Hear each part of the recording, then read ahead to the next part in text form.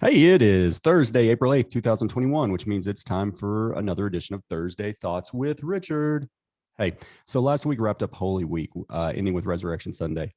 We as Baptists don't always, at least as a child, we didn't celebrate some of these things in the same manner that other denominations do, particularly Catholics. But the past 5 or 6 years at our church, we have done more with Ash Wednesday and Lent and Palm Sunday and the time period from beginning with Ash Wednesday. And so this week or last week we had a Tenebrae service. Now it's probably not a traditional liturgical sense of a Tenebrae service, but it got me thinking. It made me start thinking about a couple of things as I was sitting there. Those that aren't familiar with the Tenebrae service, basically, I believe, and y'all can correct me if I'm wrong, but in a Roman Catholic world, it is over a few days. There are successive things that happen with prayers and hymns and readings that a candle is extinguished over a couple of days until that the final candle, the Christ candle, is extinguished, leading into Friday, the day that Christ would have been crucified. And so, but what we did is we did it all on Friday evening. But the point that I want to talk about is you sit there and the church is lit up. It's a somber service. The candles are up there. They're one by one blown out. The lights dim. Your eyes adjust. You don't realize that it's getting darker because it's an incremental thing. It's the law of gradualism. You don't feel that immediate darkness as if a switch was flipped when your eyes don't have time to adjust and it takes a few minutes to see in the darkness. But what you do is during that service, we lower the lights progressively through it from the beginning when it's light till the end of the service. We end in silence and in darkness. But just like sin, just like habits, just like the things that don't serve us in life, we allow that darkness to creep in little by little by little. And we tell ourselves that it's okay because we can still see.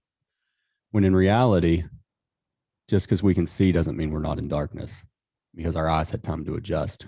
Our brain adjusted to the situation. So I think a lot of times in life, we allow these things that in the past we wouldn't have allowed, whether it's gaining weight, taking on debt, habits that don't serve you, sin, things that all at once we would recognize as darkness. But because we gradually allow it to happen over time, over weeks, months, years, we don't see that we're standing in darkness.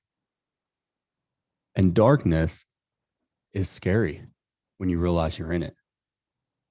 It's something that there's a reason we talk about a thief in the night, or that things, we tell our kids, my mom told me, nothing good happens after midnight. Well, because in darkness, we can find cover, we can hide, and so can thieves. So can people who are out to do bad things. It's scary. It made me think about, I was on a bear hunt last year in Western Montana. Started out about 5:30 in the morning. It was a very difficult hunt that day. I was with a guide who had abilities far beyond mine. He stretched what I thought was physically possible for me over the course of almost 18 hours. But the same woods that were not scary, even though I know that there are things there that could hurt me, whether it be cougars or bear or wolf, we know those things are there, but when you can see, it's far less scary. You don't have that same fear.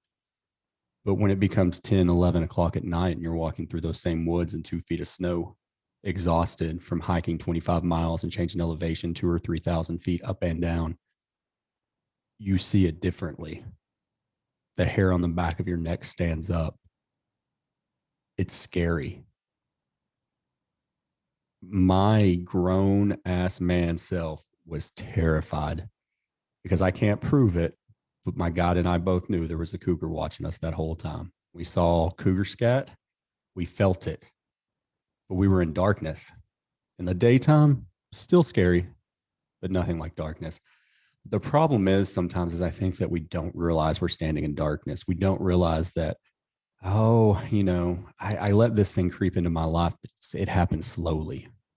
Oh, I'm going to charge on that credit card and not pay it off, or I'm going to, it's just one drink or one smoke or whatever it is that in itself isn't bad.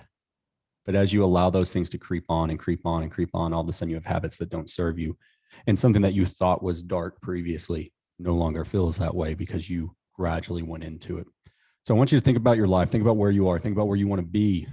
And if you don't want to be in darkness, if you don't want to wake up one day and realize that you never felt like you were, but all of a sudden you are, take a step back, look at what you're doing, look at your habits, look at the ones that serve you. I don't want to call them good and bad. Listen to James Clear on Atomic Habits. I think it's really important that we don't look at them as good and bad. We look at them as habits that serve us and habits that don't. Are you in darkness? If you feel like you are, reach out to me. I'll be happy to talk to you, see what we can do to help you get out of that step, get out of that darkness, because all it takes is a friend. 2 in the woods together. It's a lot less scary than 1. 3 is even better. And then we can light a fire, get you out of that darkness. All right. Those are just my Thursday thoughts. Y'all stay good. Live it full.